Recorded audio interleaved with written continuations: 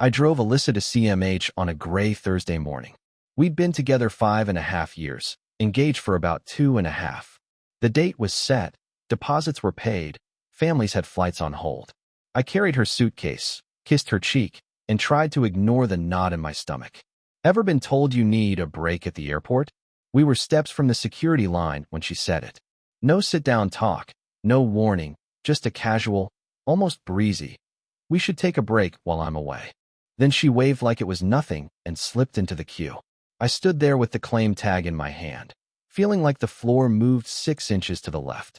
Alyssa was headed on a multi-country tour with her old college friends. 7 weeks. She'd called it once in a lifetime, and I didn't argue. I'm not that guy. I drove her, I lifted the bags, I wished her fun. But a break? Right there beneath the fluorescent lights? On the ride home, the word echoed. Break. Did she mean space? A pause?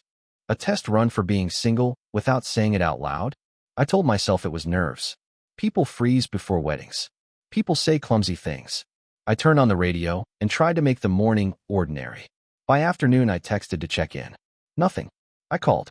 Straight to voicemail. I tried again that evening. Same thing. The next morning, I woke up early, made coffee, and opened her profile to send a photo of the dog. Blocked. Not message didn't deliver. Not a glitch. A clean, hard wall. I checked everywhere else like a fool who still believes in the benefit of the doubt. Calls, texts, socials, blocked across the board. What do you even do with that? I stared at our kitchen calendar. Her flight out. My cousin's fitting. Her final venue walkthrough. Little blue squares full of plans that suddenly felt make-believe. I paced the living room, counting reasons to stay calm. She's overwhelmed. She'll text from the layover. Someone dared her to unplug. I stacked excuses until they started to sound like lies I told myself. Day 2, I called 3 times. Day 3, I wrote an email that I never sent. Day 4, I sat in my car outside the gym and realized I hadn't eaten since the airport kiss. Every silence felt heavier than the last. 7 weeks in Europe. 7 weeks of her friends, her freedom, her curated photos from rooftops and trains. At least that's what I imagined, because I couldn't see a single one. Meanwhile, I was here in Columbus, holding our life like a box I wasn't sure I should keep. There's a difference between space and disappearance. One is honest. The other is control. On day 5, the doubt finally burned off. I stopped refreshing, stopped arguing with the wall she built, stopped writing speeches I'd never get to deliver. I picked up my phone, not to call Alyssa, but to do the one thing that still belonged to me. I made a decision. I didn't call Alyssa. I called the venue. The manager sounded surprised, then professional. Dates can be freed. Contracts can be closed. Deposits can vanish without drama. I gave our reservation number and felt something heavy slide off my chest. If she could block me, I could block a wedding. Next came catering, flowers, the DJ, the photographer. I opened the shared spreadsheet and worked down the list like I was disarming a bomb I once built with my own hands. Each canceled was a cut cord. Each confirmation email felt cleaner than the last. I hadn't slept since the airport. That afternoon, I finally breathed. Ever notice how action is louder than begging for answers? I walked through the apartment and saw how much of our life was future tense. Boxes labeled her kitchen, frames without photos yet, a spare closet cleared for March. March was the move-in month. March was optimism with a lease. I changed that plan in one sentence. Alyssa wouldn't be moving in. She could sort out her own place when Europe was over. Whatever happened next would not happen here. I kept my phone on silent and my head down. Day 6 passed. Day 9. A week became 2. Work, gym, laundry, sleep. My friends checked in, and I kept it simple. We're taking space, I said at first. Then I stopped saying the truth. She blocked me. I canceled the wedding. Saying it out loud made the story real and less frightening. Weeks went by with exactly what she gave me, silence. Then, out of nowhere, a call from an unknown number lit my screen on a Tuesday afternoon. I almost let it die. Curiosity won. I answered and heard air travel noise and a voice I knew too well. Hey, I'm flying back Thursday morning. Here are my flight details. What did that have to do with me? The question left my mouth before I filtered it. For seconds of silence followed, and those 4 seconds were the cleanest music I'd heard in 2 months. She tried to recover, stumbling into words about talking when she landed, about catching up, about us. Us had been a one-way street for 7 weeks. I didn't shout. I didn't lecture. I ended the call and blocked the number. Not out of anger, out of hygiene. Some doors don't need to slam. They just need to close and latch. Ever notice how quiet becomes clear once you respect it? I set the phone face down and stared at the calendar again. The blue squares were still there. The difference was me. I wasn't waiting anymore. Waiting was the story she handed me at security. I was writing my own. Later that day, I realized one more thing people needed to know. Not every detail, just the truth. Families had plans, friends had suits, flights were sitting in browser tabs. I opened the family and friends group chat and typed a single line I could stand behind forever. Quick update. The wedding is canceled, and so is the relationship. I hit send. 3 dots appeared. Then 5 names popped up at once. Questions poured in. What happened? Are you okay? Did she really? My phone buzzed like a hive. I took a breath, scrolled to the top, and decided if this was going to be public, it would at least be honest. Time to say exactly what went down. The group chat lit up like a siren after my message. Cousins, co-workers, her aunt from Florida I hadn't seen in years. Every bubble wanted a reason. I kept my answers clean. No rants. Just facts. Alyssa asked for a break at the security line, then blocked me everywhere for 7 weeks. I canceled the wedding and ended the relationship. That was the truth I could defend at 2 a.m. or in a courtroom. Around 2 in the afternoon, Alyssa finally appeared in the thread. A single line. Can you call me so we can talk? No apology. No context. Just a pivot to private the second the audience arrived. If she wanted privacy, she should have stayed present. I replied that we could talk right there. People already had hotel rooms and suits. This affected more than 2 phones. She wrote back that it was between us. I typed slower than my pulse. Disappearing for 7 weeks made it public. Blocking made it loud. I wasn't going to carry the blame in silence while everyone else carried the costs. The chat went still, like everyone held a breath. She sent 3 dots, then nothing. I pictured her drafting explanations, shopping for the softest version of the truth. I let the silence work. When someone won't own the moment owns them. At 6 in the evening, she tried again. New number, same tone. Can you pick me up at the airport so we can talk this out? The audacity felt almost athletic. I sat at my kitchen table with my keys right there and realized I was not obligated to play chauffeur to my own disrespect. That was your plan, I texted back. Not mine. No swears. No speech. Just the boundary. I put my phone face down and went back to actual life. I opened our shared accounts and began the audit we should have done months earlier.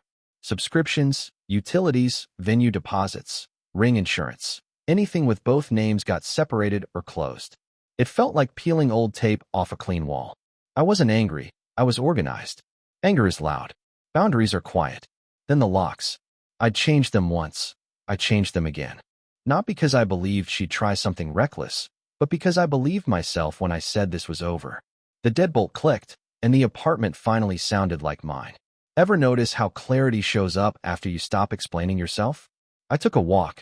No destination, just streetlights and cold air. Part of me still wanted a single paragraph that made sense of it all, some hidden emergency, a crisis I could understand. That impulse is hope dressed as denial. The truth was simpler and sharper. She chose distance when the stakes were highest. That's all the data I needed. Back home, I opened a travel site out of spite and curiosity. If Alyssa could tour rooftops and trains, I could take 3 days in the Smokies and remember what silence without drama feels like. I didn't book anything. I just proved to myself that forward motion still existed. My phone buzzed on the counter. I let it. I made pasta and ate standing up, then sat with the dog and the quiet. I wasn't waiting by any arrival gate. I wasn't rehearsing speeches for baggage claim. I was done building bridges to someone who kept burning maps. People in the chat checked on me throughout the evening. I thanked them, kept it brief, and didn't invite debates. The point wasn't to win a courtroom in the comments. The point was to live by my own standard. That night, I slept like I hadn't since the airport. Not because I was over it, but because I finally stopped trying to fix what didn't want to be fixed. The next morning, evidence arrived from a place I didn't expect. At 9:12 the next morning, Nora Hill DM'd me a screenshot from a chat I wasn't in. She apologized first, said she didn't want to be in the middle, then dropped the receipts anyway. I stared at my phone and felt the old heat in my chest, But this time it wasn't panic. It was clarity. Alyssa was telling her friends I'd overreacted. She wrote that the wedding pressure was crushing, that she only needed space to think, that she never meant for the break to last so long. The last line stung because it was so tidy. She said I canceled everything before she could talk to me. 7 weeks of silence, and I was the one who didn't talk? I read the thread twice, then a third time, hunting for any detail I might have missed. An emergency, a reason, a crisis that made blocking me sensible. It wasn't there. What was there felt curated, grief without ownership, excuses wrapped as vulnerability. The part of me that still wanted to fix this finally stopped pretending. If someone writes your role for you, write your own. I went back to the family and friends group chat. The bubbles were still warm from last night. I typed slowly, the way you do when every word should stand up in daylight. I didn't name call. I didn't diagnose. I told the exact order of events. Airport break. Total block for 7 weeks. My decision to cancel the wedding and end the relationship. If anyone needed proof, I had timestamps and emails. It wasn't revenge, it was record keeping. Replies landed fast. A cousin said they had suspected something was off. My aunt sent a heart, then apologized for the flights. Ty Martinez, who has never sugarcoated a day in his life, posted a single line that did the work of a paragraph. She can't vanish for weeks and expect a red carpet return. The chat paused. Everyone waited for Alyssa. An hour later she finally wrote. It wasn't an apology. It was air cushion language about not expecting things to go this far, about being overwhelmed, about never wanting to hurt people. The subject was pain. The object wasn't her choices. I let the message sit, because speed isn't the same as strength. Then Britt Lawson arrived like a siren. She said wedding stress breaks good people. She said Alyssa had been through a lot. She said I should have given more time. The words stacked up like bubble wrap around a vase that had already fallen. Anxiety explains behavior, it doesn't erase it. I answered Britt with the calm I didn't have a month ago. I wrote that this wasn't about centerpieces or vendors. It was about 7 weeks of being cut off without a conversation. I had called, texted, emailed, and waited. The only thing I hadn't done was disappear. I asked one question that didn't need a reply. How much more time? Another 7 weeks? A year? The thread went quiet again. The way rooms go quiet when the point is made. Ty dropped a thumbs up. 2 of Alyssa's cousins unreacted their earlier question marks and said they hoped we both took care of ourselves. No one cheered. No pylon. Just a room that now had facts on the wall. Ever notice how truth doesn't shout once it's posted? I put my phone down and rinsed a coffee mug like I had an actual morning to live. For the first time since the airport, I felt less like a defendant and more like a person who made a decision. Not perfect. Not painless. Just correct. By early evening, my phone buzzed again. Unknown number. I almost ignored it. Curiosity won twice in 2 days. It wasn't Alyssa. It was Paige Reed, her sister. Paige called before lunch, voice tight like she had been rehearsing. She asked why I canceled the wedding without talking to her sister first. I stared at the ceiling and answered the only way that mattered. Alyssa blocked me everywhere for 7 weeks. There wasn't a line to talk on. Silence is a decision. I respected it and made my own. Paige tried the softer angle. Maybe wait until she's back. Maybe hear her out in person. I counted to 5 and kept the temperature low. Waiting is what I'd already done. If Alyssa wanted a conversation, she knew exactly where to find me. Before she left, not after the party tour. We ended the call without fireworks. Just 2 people standing on different shores. That afternoon Diana Reed rang. All honey on top, knives underneath. She said the family was devastated, that Alyssa hadn't stopped crying, that stress makes people act out. I told her I was sorry for their pain, and then I told her the line, stress explains, it doesn't erase. Disappearing wasn't a mistake. It was a choice that made every other choice simple. Diana pivoted to invitations. Come over for dinner, talk as a family. Fix this with spaghetti and nostalgia. I declined. Boundaries aren't a potluck. An hour later Franklin texted. Short, blunt, the way some fathers think authority sounds. He said men stand by their fiancés, not run at the first sign of trouble. The word men hung there like a dare. I typed and deleted 3 replies, then chose none. Not every message earns an answer.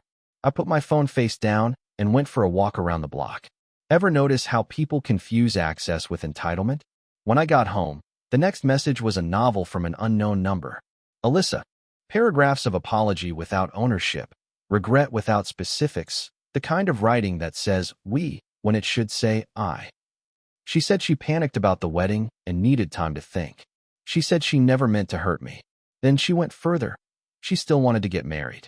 I read it twice, and something in my chest folded. 5.5 years don't vanish cleanly. They echo. There was a version of this story where I replied at length, asked for details, built a bridge out of thin air because history begged for one. But bridges aren't magic. They're work from both sides. For 7 weeks, only one person did any work, and it wasn't me. The truth was practical, not poetic. Trust had been tested and failed. I can forgive a bad day. I can forgive a clumsy sentence. I can't marry someone who makes me vanish and calls it space. I blocked the number, closed the message, and sat very still until the room stopped spinning. Not angry, not triumphant, just steady. I watered the plant by the window and sorted the mail. Routine is underrated. It cleans the noise out of your head. The longer I sat with the quiet, the more the pattern showed itself. Every outreach from her side arrived with a mission. Recenter the narrative, recruit me back into the old script, make this between us again so the audience disappears. I wasn't auditioning anymore. By evening, the group chat had cooled. Ty sent a thumbs up and a meme that actually made me laugh. I ate leftovers, took the dog out, and slept hard. The morning would bring more opinions, maybe more numbers, maybe another version of the same plea. That was fine. Policies hold even when the inbox fills. Because boundaries aren't negotiations. They're how you keep a life. The next day, the angle changed. It wasn't family anymore. It was the bridal party. By noon, a bridesmaid texted like she was checking in. It was Lena Cho, polite emojis, careful punctuation. She said she'd heard about the breakup and wanted to make sure I was okay. I thanked her, kept it short, and waited for the actual reason she was writing. It arrived on cue. I think you should hear Alyssa out. There it was, the mission tucked inside concern. I asked why she thought that. Lena wrote a paragraph about tears, regret, and how Alyssa had been too scared to reach out because she assumed I wouldn't listen. I stared at the screen and felt the heat rise, then fall. Anger wasn't useful, pattern recognition was. For 7 weeks I'd been optional. Now I was an audience to be managed. I told Lena the same thing I told the family. 7 weeks of silence is not space. It's absence. I'd called, texted, emailed. I wasn't interested in a post-tour debrief. She tried again, softer this time, with a line about giving love one more chance. I didn't debate it. I blocked the number and set the phone down. Ever notice how checking in often means changing your mind? 2 hours later, a different approach. Connor Reed, Alyssa's cousin, asked to meet for coffee. No pressure, just conversation. I said yes. Sometimes it's easier to close a chapter when you look a witness in the eye. He was already at a corner table when I walked in, nervous smile, hands around a cup like it might run away. We traded small talk because that's what people do before they ask for big things. He finally said the thing he came to say. Maybe you both could cool off and try again. He didn't sound manipulative. He sounded hopeful in a way I used to be. I thanked him for caring and told him the whole story in 2 sentences. Airport break, 7 weeks blocked. He winced. He said, she knows she messed up, and hinted at making it up to me. I nodded, then drew the line as cleanly as I could. Trust isn't store credit. You don't return it when the season changes. Connor held my gaze, then looked down. We sat in silence long enough to finish our cups. When we stood, he said he had to try. I told him I respected that. We left like 2 people who'd shown up for a hard task and done it without shouting. That evening, an aunt I barely knew messaged with a word I've learned to distrust: mediation. She wrote that love is worth fighting for, that families can help translate, that we shouldn't throw away years over a misunderstanding. I could see the script now, the same story with a new narrator. I didn't engage. I hit block and felt my shoulders drop an inch. Ever notice how people keep negotiating your boundaries like they're on sale? With the noise quieted, I kept cleaning my life. I split the last shared subscription, ended a backup line on a cell plan we'd planned to merge, took her name off a tentative guest pass at my gym. I sorted a drawer of wedding pamphlets into recycling. I put the ring receipt with the rest of the documents I might need if anyone questioned the timeline again. Routine didn't fix anything, but it honored the decision. Ty sent a late text. No lecture, Just a photo of takeout and the caption, "Eat." I did. I walked the dog. I slept. The inbox stayed silent, and I didn't chase it. I wasn't counting days anymore. I was building days that counted. In the morning, the quiet held. Around lunch, the mail arrived. Bills, a grocery flyer, and one envelope with handwriting I recognized even before my stomach tightened. Alyssa had found a new way to talk. The envelope was cream, heavy, and addressed in Alyssa's neat print. Inside were pages, front and back, corner curls from being handled too long. I sat at the table and read every line because endings deserve accuracy. She poured her heart out. She missed me. She regretted everything. She panicked about the wedding and didn't know how to say it. The words were tender, even careful, but they dodged the one fact that mattered: 7 weeks of silence. Regret after the vacation read different than regret before the gate. Halfway down page 2, my stomach tightened. She wrote that she still had a key to my apartment. I had changed the locks, but the sentence landed like a tap on a bruise I forgot I had. I stood, checked the deadbolt, checked the chain, then laughed at myself for checking in broad daylight. Safety isn't dramatic, it's routine. Near the end, she added logistics. She'd already booked a couples therapist for us, 3 sessions, times circled. No ask. No, would you be open? Just dates on a page like the future had been scheduled, and I'd missed the calendar invite. That wasn't love, that was control with a soft voice. Ever notice how a plan can sound like care until you read the verbs? I didn't text. I didn't call. I set the letter beside the dog's leash and stared at the clean kitchen counter for a long minute. Then I pulled a notebook from the drawer and wrote back on paper. If she wanted letters, we would speak in that language once. I wrote slowly, like each sentence had to survive in court and in my sleep. I said I'd read every word. I said I understood fear, pressure, and the need for space. I also said space has a boundary: communication. Blocking me for 7 weeks ended the engagement and the relationship. That decision stood. No therapist, no meeting, no let's talk when you land. I asked her to return any keys she believed she still had, even though the locks were changed. I wished her well. I meant it. The truth can be firm and kind at the same time. I made a copy for my records, slipped the original into an envelope, and walked it to the blue box on the corner. The clang of the drop felt final. On the way back, I passed a florist setting out buckets. For a second, I saw my own name on a forgotten order. Then the moment passed. Not my story anymore. Back home, I put her letter in a folder with the venue emails, the canceled contracts, the ring receipt. Not to build a case, just to keep the timeline straight in my own head. Chaos loves revisionism. Paper doesn't lie. That night, I cooked simple food, answered Ty with a single photo of my plate, and read until I fell asleep on the couch. I woke up at midnight, checked the bolt again, and smiled at the habit. Some fears fade when the lock clicks. Some require time and consistent decisions. 2 mornings later, another envelope arrived. Same careful handwriting, thinner stack. This one didn't try to retell the past. It said she understood where I was coming from, then suggested we still talk. The last paragraph turned my blood cold without a single dramatic word. She mentioned driving by my building a couple of times, noticing my car wasn't there. No threat, no plan, just proof she was watching the absence. I set the letter down and felt the air in the room change. We were past apologies and into something else I didn't want a name for. I called my landlord, asked about adding a brighter hallway light and a camera for the front door.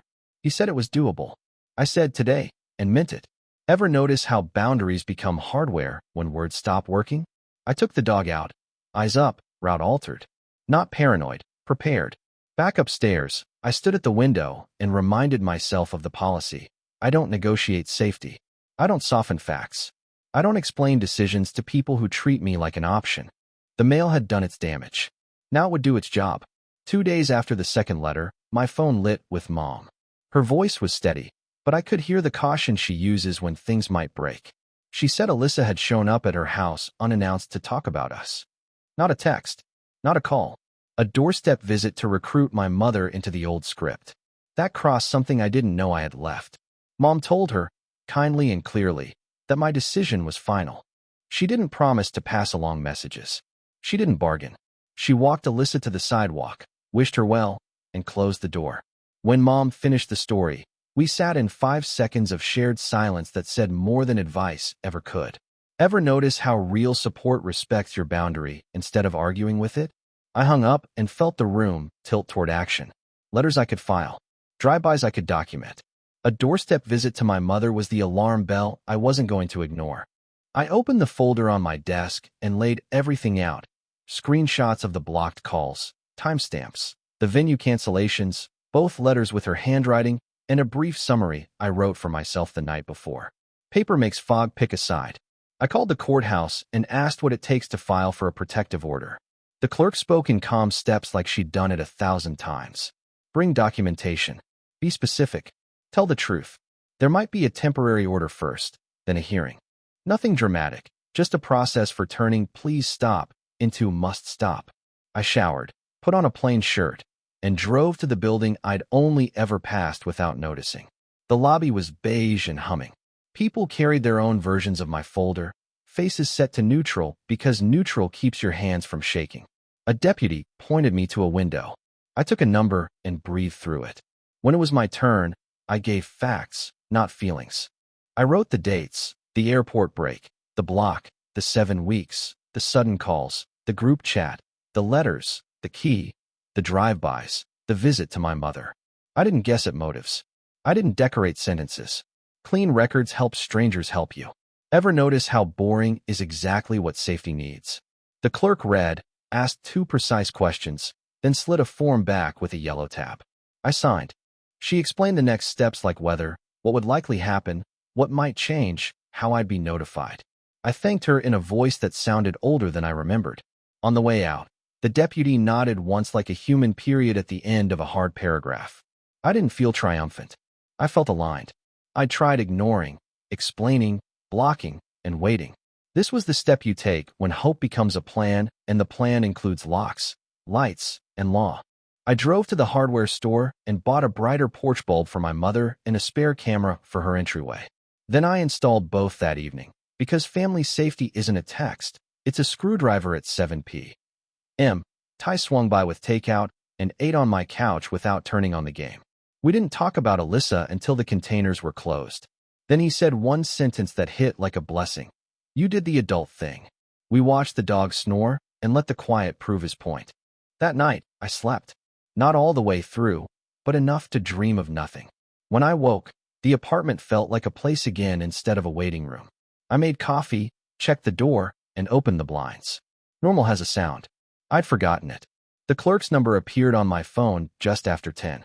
She said the temporary order was signed and would be served soon.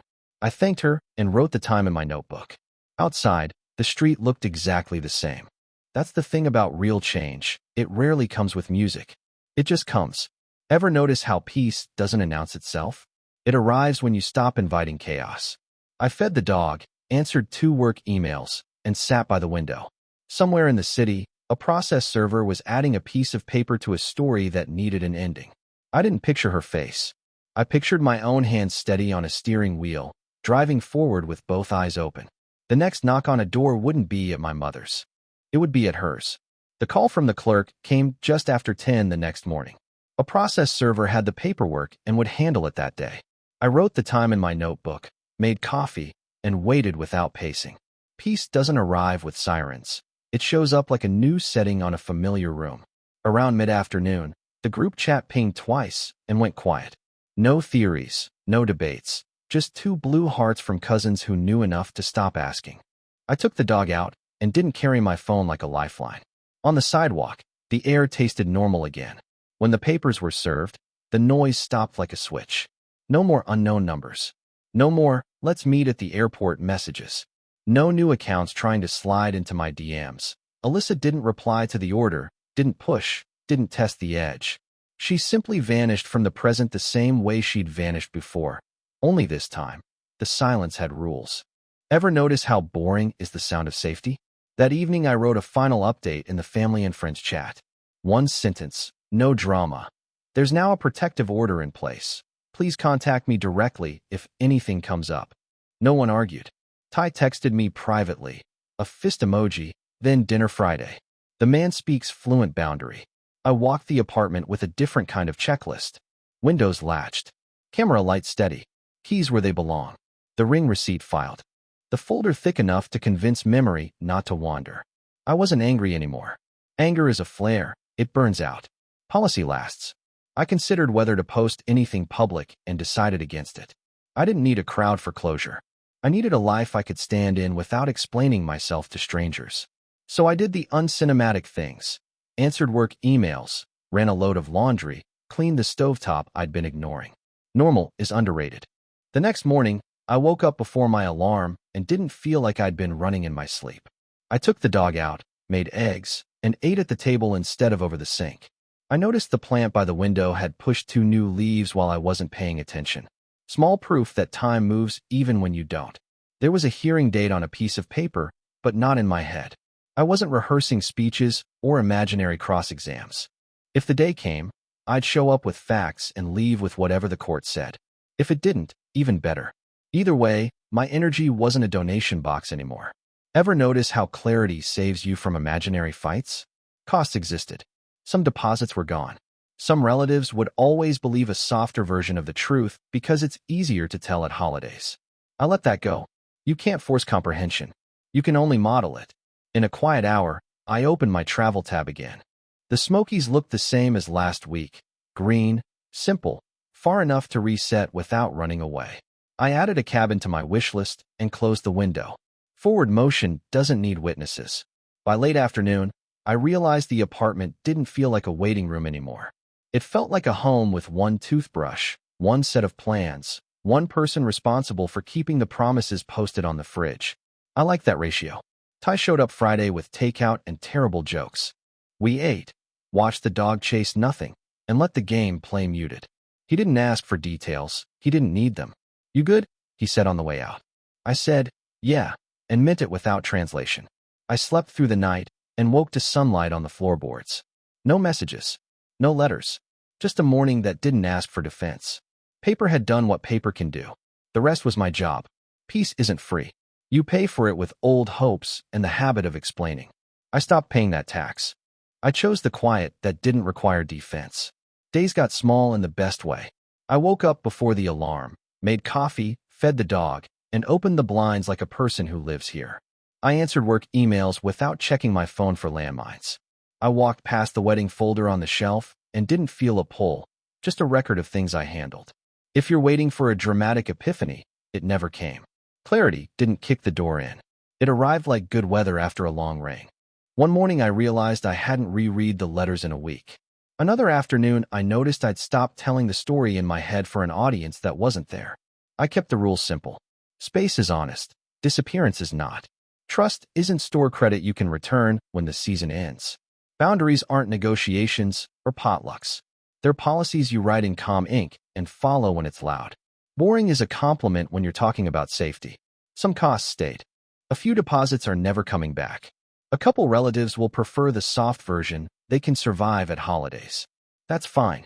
People pick stories that hurt less. I pick the one that keeps me whole. I thought about what I'd tell the version of me standing at the airport with a claim tag and a knot in his stomach. Not a speech, just a sentence. Believe actions faster. When someone shows you that access to you is optional, make access to your life optional, too. Not to punish, to protect. The family and friends chat quieted into birthdays and game nights, which is what it was built for. Ty still sends low-effort memes that get an undeserved laugh. Nora checks in like a person, not a messenger. I stopped measuring the days since the airport and started counting steps to the gym, pages in a book, minutes outside at sunset. Progress is a tally no one else sees. I opened the travel tab again. The same cabin in the Smokies sat on my wish list, green hills and a porch that looks like it forgives you for thinking too much. I didn't book it that second. I didn't need a grand gesture to prove I had a future. I had one already, quiet, sturdy mine. Every so often I passed the blue mailbox where I dropped my letter and feel something unclench. Paper did what paper could do. Locks did what locks do. Law did what law promises when you bring it facts instead of fire. The rest, the ongoing part, is choosing myself without turning bitter. What did I learn? That love without boundaries isn't love. It's weather, and weather changes. That peace is worth the receipt. That ending something before it ends you isn't cruel. It's kind to both people who can't admit it yet. I still think about the airport sometimes. I can see the fluorescent lights, the slow-moving line, the wave like nothing big had happened. Something big had happened. I just didn't understand it until later. I drove her to CMH and wished her a once-in-a-lifetime trip. She asked for a break at security. I canceled the wedding before she landed. And that, finally, is the whole story.